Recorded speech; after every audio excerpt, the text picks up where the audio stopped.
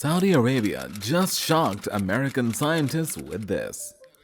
The climate of Saudi Arabia is notoriously harsh, with very little precipitation. The terrain has been extremely barren due to its composition of largely desert and partly arid lands. The desert, however, is experiencing a stunning event at the moment. Even scientists have been taken aback by the quick transformation of deserts into arable land. When did this desert become so active? To find out, keep watching the video.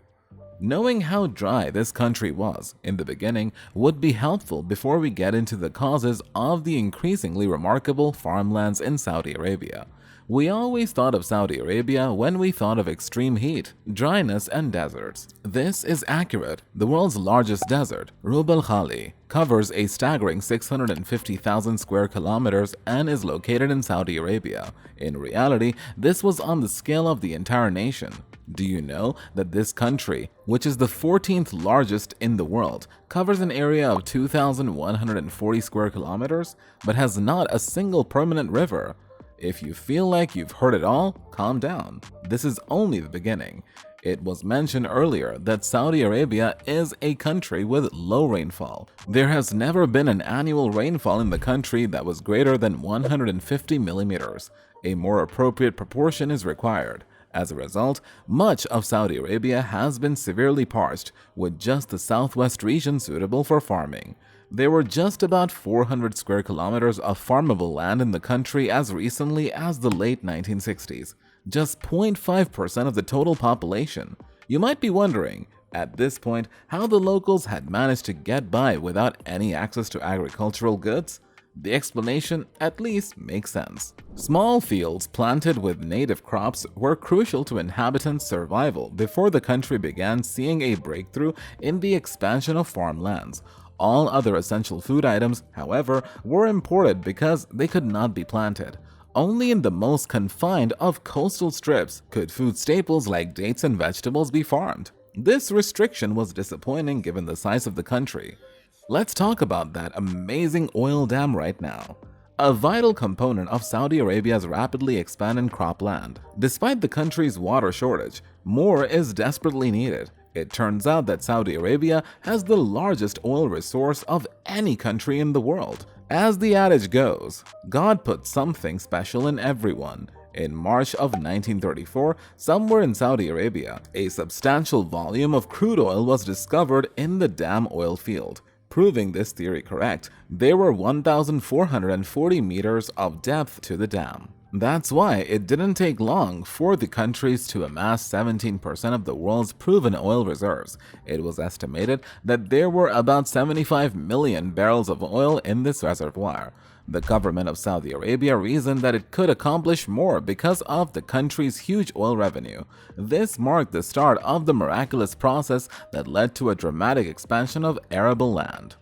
The Kingdom of Saudi Arabia has joined the ranks of the new seven wonders of the world. This is because a region that was once a major hub for importing food supplies is now a major hub for exporting wheat, dates, dairy products, eggs, fish, poultry, birds, fruits, vegetables, and even flowers. How, though, did a country composed almost entirely of desert go from being a food importer to an exporter? We don't know what the Saudis are doing, so tell us.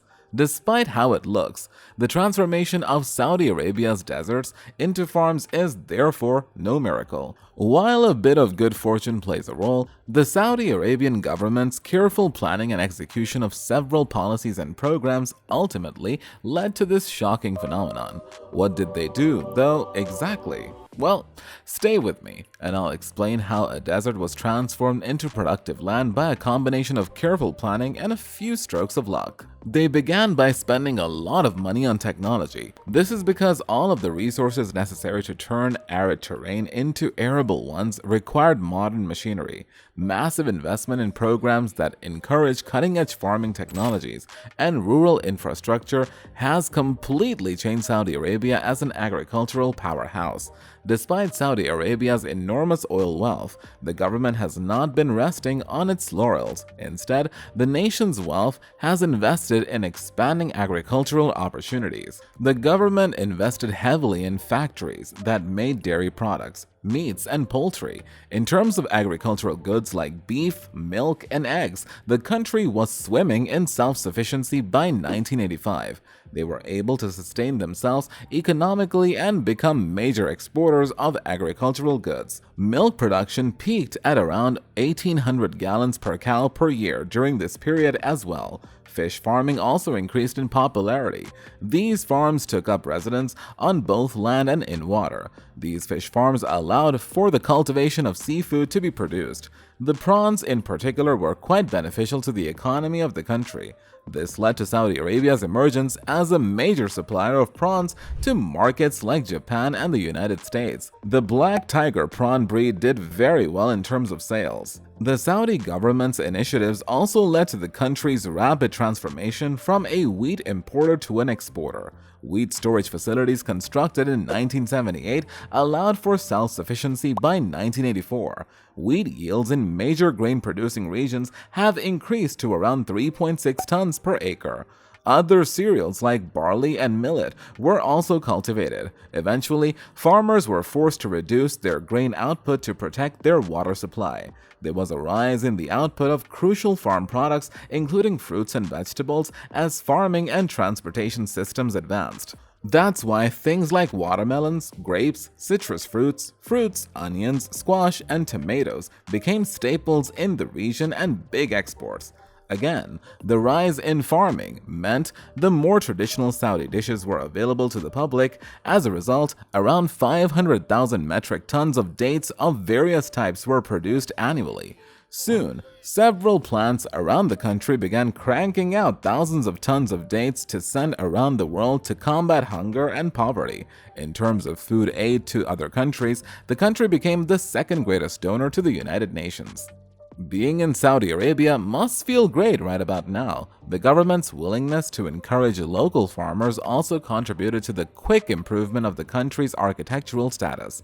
They did this in several ways, one of which was giving farmers access to zero-interest loans and helpful resources. The farmers were once again able to import raw materials and farming equipment duty-free, and they had access to cheap water, fuel, and electricity. The government was also prudent and kind by providing investors with tempting incentives. Therefore, foreign joint venture partners did not have to pay taxes for a period of up to 10 years. The April 2000 investment laws established even greater incentives. The country's Ministry of Agriculture deserves all the credit for enacting laws that have been beneficial to local farmers, without which none of this would have been possible.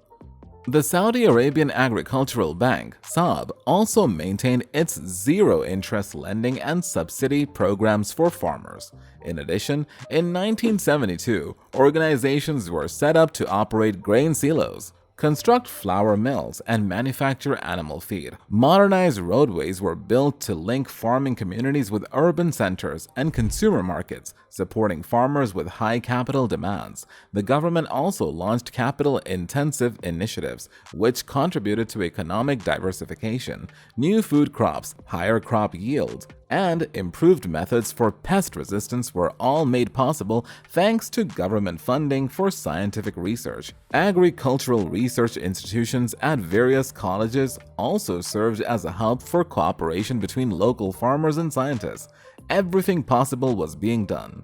Since water is crucial to farming, it was also vital. Due to its water shortage, Saudi Arabia's agricultural success required a combination of good fortune and clever planning. This is how the problem of water was ultimately resolved. They started with aquifers. There is some water in Saudi Arabia. In the most fruitful urban and agricultural areas, deep tube wells were sunk. Saudi Arabia now relies entirely on this old water supply.